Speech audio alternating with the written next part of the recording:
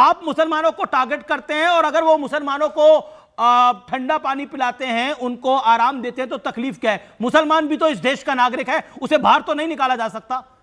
और आपने अब बाबरी मस्जिद को दोबारा ज्वलंत कर दिया है। कांग्रेस का आरोप है, प्रियंका गांधी वाड्रा ने बोला यह मुद्दा क्यों लेके आए हैं बाबरी का, अभी क्या लेना देना है इसका? इमरान मसूद क्या ऐसे मुसलमान को टारगेट नहीं करेंगे जो मुसलमान भारत की धरती पर रह के बांग्लादेश का राष्ट्रगान गाए? इमरान मसूद टारगेट करेंगे या नहीं करेंगे, पहले इनसे पूछिए। भारत माता की जय। जय। मुसलमान जो हैं, भारत माता की जय। बड़ा हो गया, बोल दिया भारत माता की जय। बिल्कुल भारत माता की जय है। तुम्हारे कैसे नहीं कह रहे हैं, भारत माता की जय। लेकिन असम प्रदेश कांग्रेस कमेटी के दफ्तर में बैठ के बांग्लादेश का राष्ट्रगान गाते हैं और उसके बाद मुसलमान टारगेट। भारत माता की जय टारगेट आप बोल रहे हैं? अरे भारत माता की जय तुम्हारे से ज्यादा बोलेंगे। ये भारत माता तुम्हारे से ज्यादा है हमारी भाई। 2014 में प्रधानमंत्री मोदी की बोटी बोटी काट रहे थे ये। अभी डॉक्टर उमर जो पकड़ाया उसको मिसगाइडेड यूथ कहते हैं। आपके प्राइम मिनिस्टर मिसगाइडेड यूथ बता रहे थे कश्मीर के अंदर। भगत सिंह, अरे आपके प्राइम मिनिस्टर बता रहे थे, भगत सिंह आपके प्राइम मिनिस्टर बता रहे थे कि हम हमारा भगत सिंह दोनों जमीन के लिए लड़ रहे हैं। आपके प्राइम मिनिस्टर ने मिसगाइडेड यूथ का और कश्मीर के अंदर का। एक सेकंड आ जाओ, इमरान मसूद कह रहे हैं, वो कह रहे हैं प्राइम मिनिस्टर नरेंद्र मोदी ने बोला जिहादियों को ऑल आउट करते हो। लेकिन इमरान मसूद नरेंद्र मोदी की बोटी बोटी काट लेंगे। एक सेकंड मैं फिर आता हूं। ये एक सेकंड इमरान मसूद, जो कि महत्वपूर्ण पॉइंट है, क्या आपको लगता है भगवा आतंकवाद की थ्योरी डॉक्टर मनमोहन सिंह की सरकार में गढ़ी गई? तो एक क्रोनोलॉजी तो है ना, एक पुराना इतिहास आतंकवाद का। आतंकवाद ना भगवा होता ना हरा होता। पर कांग्रेस ने बोला आतंकवाद। सुनिए, चिदम्बरम ने बोला, शिंदे ने बोला। आपने सवाल मुझसे पूछा जी, तो मैं जवाब दे रहा हूं। तो जवाब दीजिए। आतंकवाद आतंकवाद है और आतंकवाद का एक इलाज है, वो है गोली। और मैंने जो बात बोली थी उसको आप कह रहे हैं मिसगाइडेड तो प्राइम मिनिस्टर ने कहा था। वो मैंने तो कहा था भटका हुआ नौजवान, उन्होंने तो मिसगाइडेड यूथ कहा था।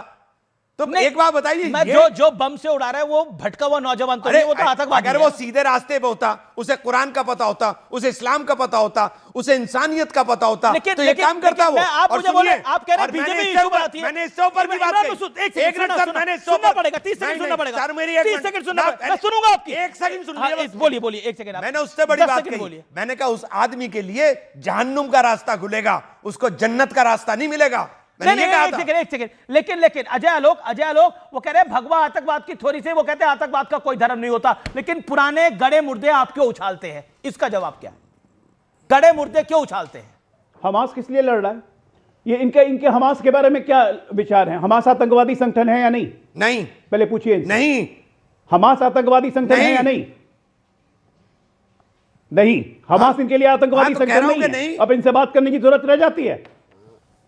हमास डिक्लेयर्ड आतंकवादी संगठन है, डिक्लेयर्ड पूरे विश्व में। पर हमास आपको आतंकी संगठन नहीं लगाई देता। मुझे मारकाट से नफरत है।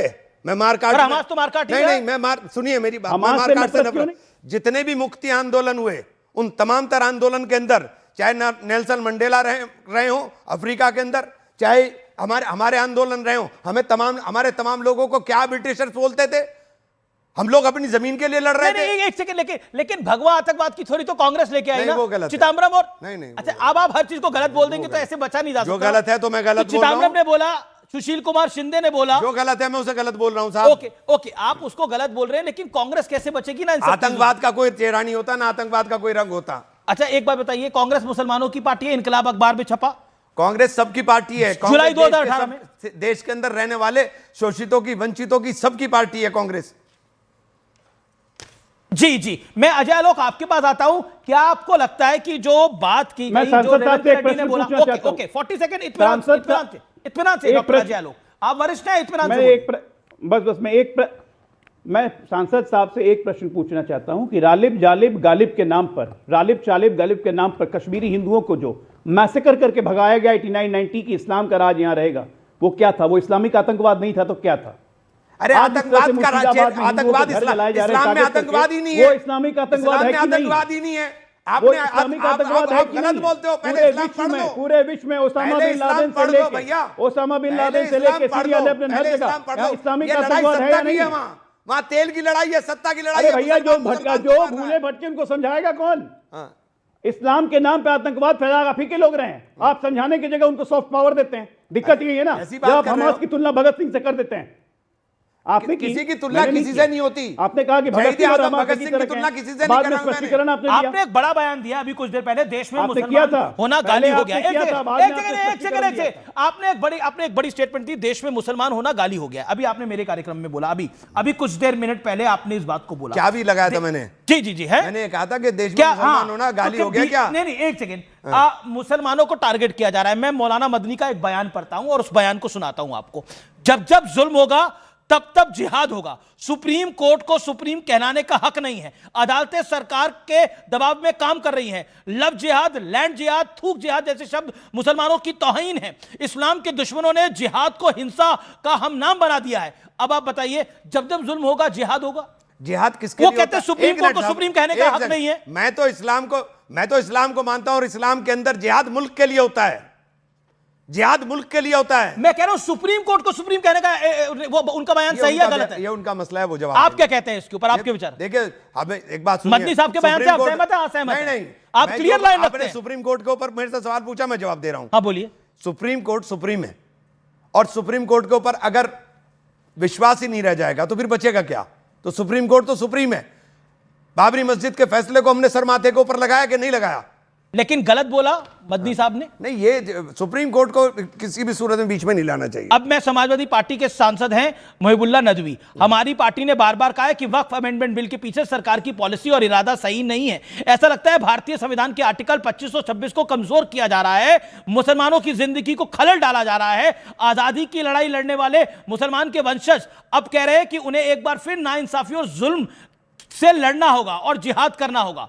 मतलब वो उकसा रहे हैं मुसलमान को। क्या वो सही है? देखिए, उकसाना बिल्कुल नहीं है, लेकिन जो वो बात कह रहे हैं, क्या उकसाना भी तो है ना? वक्फ बोर्ड के नहीं, क्या वक्फ कानून के माध्यम से आज उम्मीद पोर्टल के ऊपर लगातार कोशिश की जा रही है कि किसी तरह से उम्मीद पोर्टल खुल जाए। साइट डाउन हुई जा रही है। प्रॉपर्टी का रजिस्ट्रेशन 25% हो नहीं पाया। आप रजिस्ट्रेशन की सीमा बढ़ाने को तैयार नहीं हो, तो आप मुझे बताइए मुसलमान करे तो करे क्या? आप उसके इदारों को खत्म करना चाहते हो, उसकी तालीम को खत्म करना चाहते हो। रेवंत रेड्डी ने आपको लगता है गलत बयान दिया कि Congress is Muslim and Muslim is Congress? Yes और नो? देखिए, कांग्रेस तो सबकी पार्टी है। कांग्रेस मुस्लिम पर की बोला अकेले रेवंत पार्टी रेड्डी ने, नहीं है। गलत बोला? नहीं, कांग्रेस मुस्लिम की पार्टी नहीं, मैं उससे सहमत नहीं हूं। ओके, बहुत बहुत शुक्रिया आपका हमारे साथ आने के लिए। आप हमारे साथ जुड़े, आपका बहुत बहुत शुक्रिया।